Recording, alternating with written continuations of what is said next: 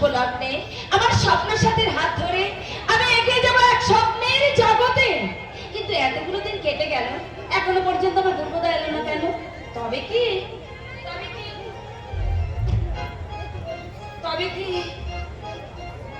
আমি এসেছি বকুল। কে আমায় বকুল নাম ধরে ডাকলে? আমি তোমার ধ্রুব। ধ্রুবদা, তুমি এসেছো ধ্রুবদা? তোমার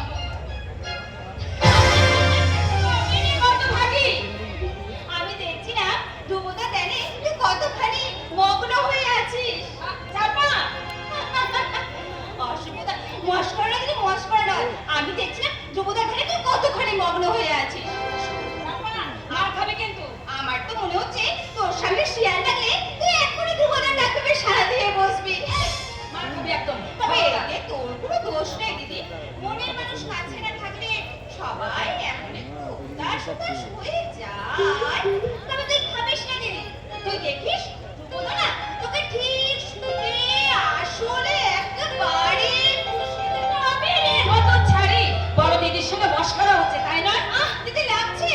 ছাড়, ছাড়বি তো না, আমি তো কান দুটোই একেবারে ছিঁড়ে দেবো। লক্ষ্মী দিদি রাগ করিস নে, ছেড়ে দেব না। কথা দিলাম বাসর রাতে শুনিয়ে দেব না। লক্ষ্মী দিদি রাগ করিস না, ছেড়ে দেব না। কথা দিলাম বাসর রাতে শুনিয়ে দেব না।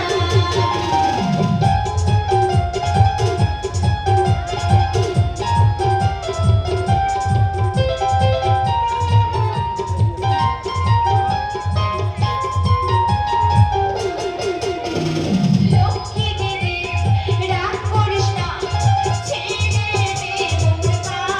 কথা দিলাম বাসর রাতে শুনিয়ে দেব না। কইলো মারতে গেলে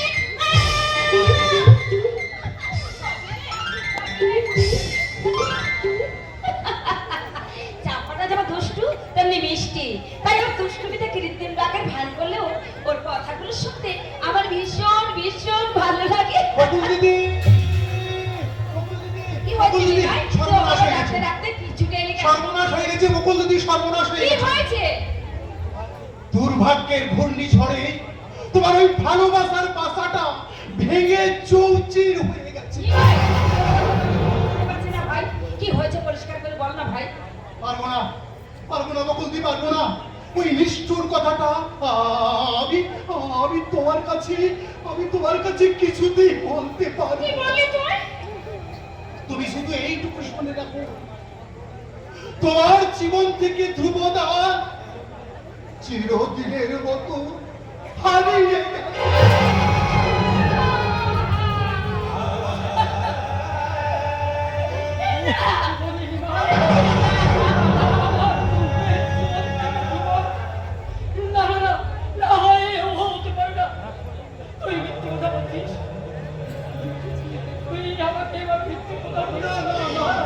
মিথ্যে নয়, মিথ্যে নয়, মাস্টারমশাই, মিথ্যে নয়। মিথ্যে, মিথ্যে, মিথ্যে। এমনি ভাই, তোকে না আমি ছোটবেলা থেকে নিজের ভাইয়ের মতো করে ভালোবাসতাম। তাই সেই ভালোবাসার প্রতিকার দিতে একটা মিথ্যে গল্প বানিয়ে আমার সামনে বলে আমার বুকে তুই বাজের আঘাত হানতেছিস। না না না বকুলদি, না, আমি মিথ্যে আঘাত তোমার মুখে দিতে আসিনি। দিদির মতো ভালোবাসি বলেই তোমার এই সর্বনাশের কথা শুনেই আমি পাগলের মতো তোমার কাছে ছুটে এসেছি।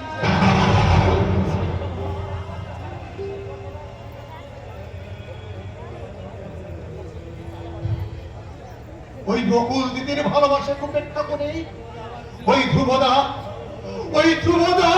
ধ্রুবদা আমার বিয়ে করে।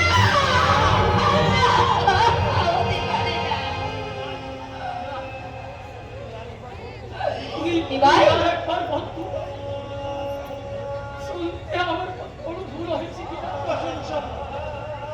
আরেকবার আমি ভালো করে যাচাই বল, তুই বল বাবা, তুই আরেকটি বার বল।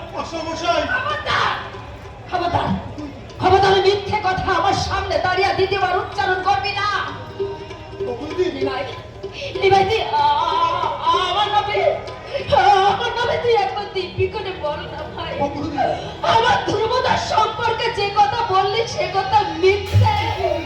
বল নিমাই। না বল। না দিদি না, মিথ্যে নয়। যাবো, হ্যাঁ, সে ধ্রুব নামের মিথ্যেবাদীটা দিদিকে ঠকিয়েছে বাবা। যাবো, তুই এগুলো বলছিস?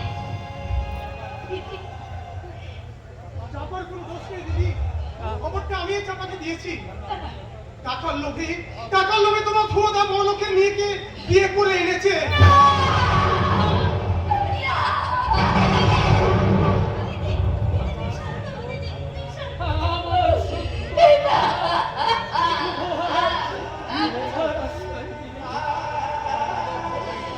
আমার উপায়ে বাড়িয়ে ধুলো আমার সঙ্গে প্রতারণা করবে।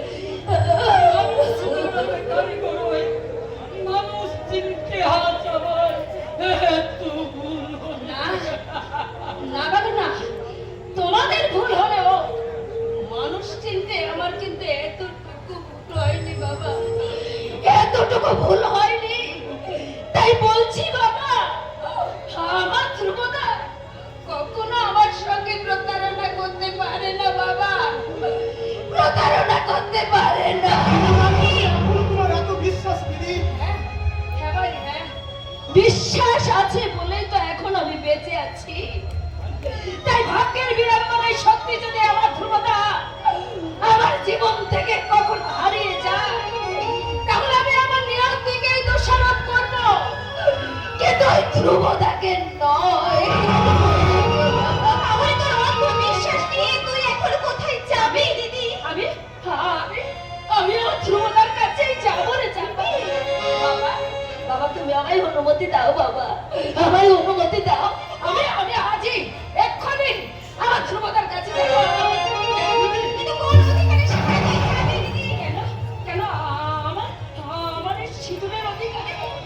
বাবা, আনুষ্ঠানিক বিবাহ না হলেও তোমরা তো সবাই জানো যে ধ্রুবদাই আমার একমাত্র স্বামী। সেই স্বামীর ঘর করতে যাওয়ার অনুমতি কি তুমি আমায় দেবে না বাবা? বকুল, কিন্তু এই বেশে নাই বা বললাম, নাই বা বললাম নববধূর সাজ, নাই বা বাজলো শঙ্খ সানাই, আমি না হয় চুপি চুপি চোরের মতোই আমার শ্বশুর বাড়িতেই আমি চলে যাবো। তুই চলে যাবি দিদি? ওরে বউ, বিয়ের পর মেয়েদের তো শ্বশুর বাড়িতেই তো যেতে হয় রে বোন। মেয়েদের হ্যাঁ, নিশ্চয়ই যাবো রে, নিশ্চয়ই যাবো। কারণ কারণ আমি চাকরানি সেজেই সেই বাড়িতেই থাকবো। সবার উচ্ছিষ্ট পুড়িয়ে খেয়ে আমার এই মূল্যহীন প্রাণটা আমি বাঁচিয়ে রাখবো।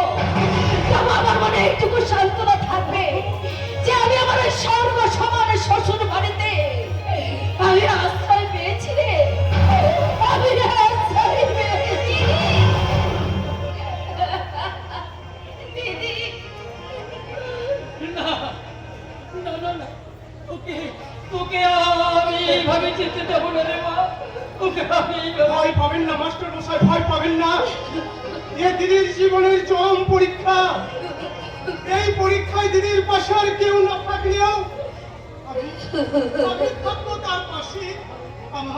আমার এই দিদিকে আবাহন করে আমি নিয়ে যাবো তার শ্বশুরের দিকে সঙ্গে। বাবা, আমায় তুমি আশীর্বাদ করো বাবা, আমায় আশীর্বাদ করো। আমি যেন আমৃত্যু সমস্ত দুঃখ কষ্টকে আমি মেনে নিয়েও আমি তাদের সেবা করতে পারি। তুমি আমায় আশীর্বাদ করো।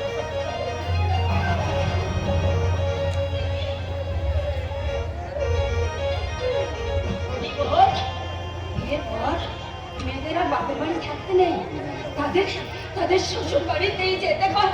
তাই তোরা আমায় হাসি মুখে বিদায় দেবো, তোরা আমায় হাসি মুখে বিদায় দেবো। তোদের হাসিতে হাসি মিলিয়ে আমি হাসতে আমি শ্বশুর বাড়ি চলে যাই। শ্বশুর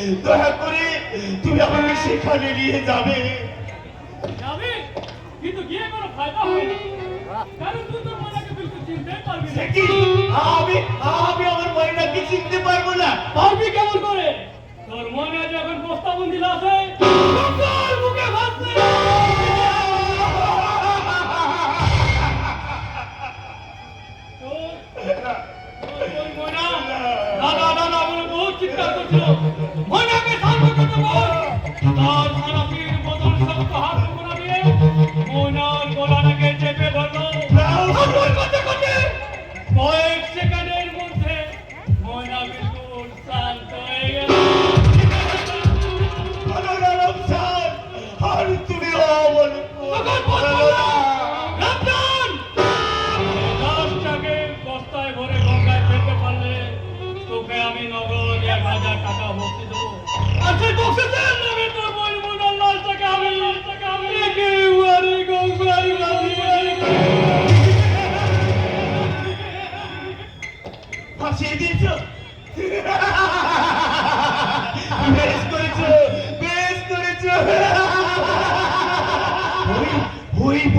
গঙ্গার বুকে ভাসতে ভাসতে ময়না ময়না আমার একেবারে স্বর্গে পৌঁছে যাবে গো, একেবারে স্বর্গে পৌঁছে যাবে।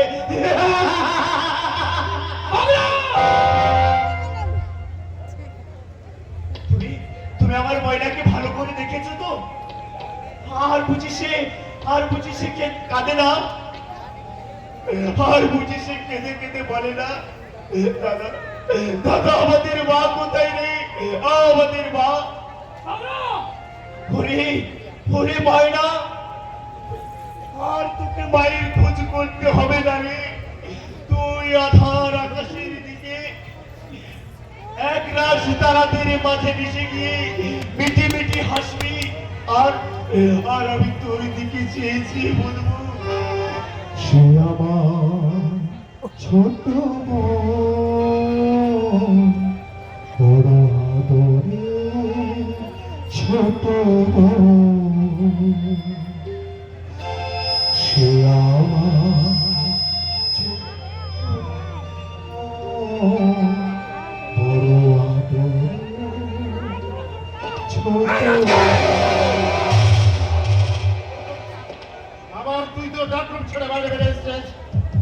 রমজান রমজান তোকে না বলা বলেছে, এই পাগলাটা বাইরে বেরিয়েছে, পাগলামি শুরু করলে ওকে চাকরি করতে পারবে। পৌঁছে দেবে। আমার এই সপ্তাহ হাত দুটো লাগতো। না আমি যাবো না, আমি আমার ময়নার কাছে যাবো, ময়নার কাছে যাবি? আমি আমার ময়নার কাছে যাবো। তোমরা তাকে গঙ্গার বুকে শুনিয়ে রেখেছো, কিন্তু যখন তার ঘুম ভাঙবে তখন সে যদি আমায় দেখতে না পেয়ে দাদা বলে চিৎকার করে কাঁদে, কে থামাবে তার কান্না? না, আমি তাকে কাঁদতে দেব না, আমি তাকে আমার বুকের মাঝে ঘুম পাড়িয়ে রাখবো।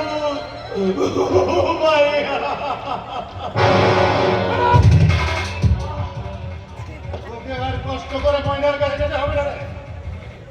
সময় হলে আমি তোকে ময়নার কাছে পাঠিয়ে দেবো।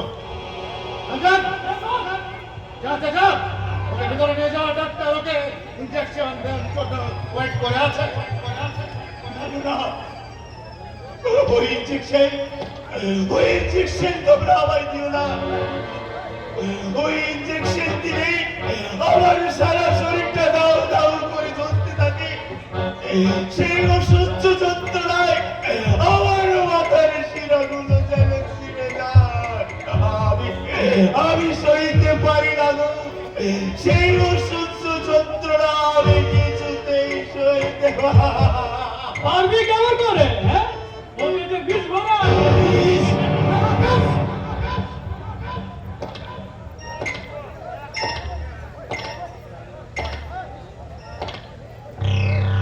একটু একটু করে তোর সারা শরীরটাকে আমি বিষ বেঁচে দেবো রে। আর সেই বিষ যখন তোর পুরো শরীরটাকে অকেজো করে দেবে, তখন তুই একেবারে বদ্ধ উন্মাদ হয়ে যাবে। দাদা, আমাকে তুমি আর উন্মাদ করে দিও না, আমাকে তুমি সুস্থ স্বাভাবিক ভাবে বাঁচতে দাও।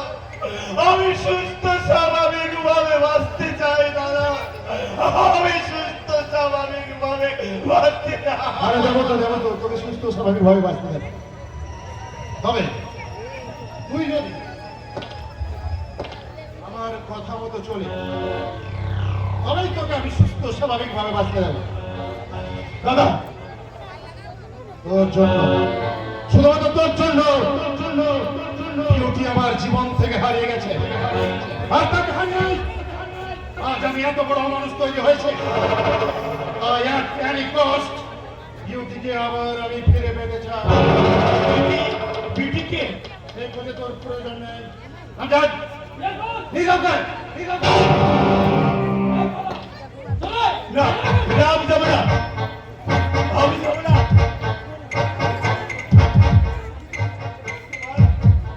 তোমার যদি পায়ে পড়ি, ওই অসহ্য যন্ত্রণা থেকে তুমি আমাকে মুক্তি দাও,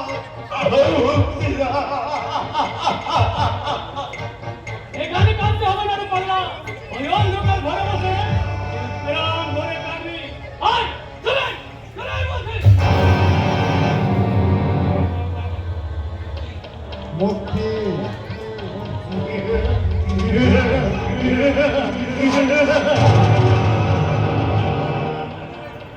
মুক্তি আমি তোকে দেব রে কঙ্কন, মুক্তি আমি তোকে দেব। আমার আকাঙ্ক্ষার খিদে মিটলে ওই মৃত্যুর পথেই হবে তোর আসল মুক্তি। নমস্কার, নমস্কার যাত্রা মোদী ভদ্রমহোদয়গণ। আপনারা নিশ্চয়ই একটু অবাক হয়ে গেছেন, তাই না? যে কিছুক্ষণ আগে এই ছেলেটা, মানে অর্ধর্মক ছেলেটা আমাকে দাদা বলে ডাকছিল, তাকে আমি কেন এইভাবে পাশবিক অত্যাচার করছি? ও তো আমার ভাই। চিন্তা করছেন তো? বলবো বলবো, একটু ধৈর্য ধরুন। কারণ ঈশ্বর আমার নিজের ভাই না, এ হচ্ছে আমার বাবার রক্ষিতার ছেলে। শালা আমার হারামি বাপটা মরে যাওয়ার পরে আমাকে শান্তি থাকতে দেয় না। তাই বাবা মারা যাওয়ার সময় আমাদের বিশাল সম্পত্তির অর্ধেকটা ওই সারা রক্ষিতার ছেলেটার নামে পড়ে গেছে। সহ্য করা যায়? আপনারা বলুন, আপনারাই বলুন, সহ্য করা যায় কি? এত বড় অপমানটা সহ্য করা যায়? যায় না তো? কেন যায় না সেটাও বলবো। সেটা হচ্ছে এই কথাটা শোনার পর আমি যাকে প্রাণের চেয়েও বেশি ভালোবাসতাম, সেই আমার ছোটবেলার সাথে বিউটি আমার সব ভালোবাসাকে প্রত্যাখ্যান করে বিয়ে করেছে।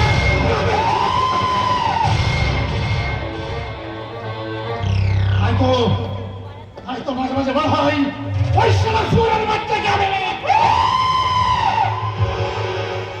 খতম করে দিন বল। ও কে শুন না, বলো খবর বলো। খবর এখানে বল। কেন শুন না, কি হয়েছে? আমি पान पतलाम बेटे, लेकिन इंतजाम की আমি पान पतलार पहले मालदा दूसरा शिकारी आके धरा पड़े गए। কে ধরা পড়ে গেল? বিউটি? না বিউটি নয়, মালটিনা হচ্ছে চাপ্পা। চাপা? Yes boss. মকর কাজলে শিকার জওয়ান ও সবই কোয়ে করে প্রেম দিয়ে ভালোবাসা জলে জামা মালটা বিলকুল দাঁড়িয়ে পড়েছে। লেটার পরিষ্কার পরিচয় দিন। না বস, শুধু একটু জেনেছে সে হলো আটে এই বকুল চাপার গন্ধ ছড়ানো সোনার মা আজ ওই বকুল চাপার মিষ্টি ফুটফুটে দিনটাকে মাতোয়ালা করতে আমি সোনার গায়ে প্রবেশ করলাম। তারপর বলে দাও। তারপর দেখলাম পদ্মাদিঘির কালো পানি কলসি ভরে তাকে তুলে নিয়ে গিয়ে পাহাড়ি রাম ছড়াকে পথ চলতে শুরু করেছে আপনার সেই কাবের ফুল চাপা।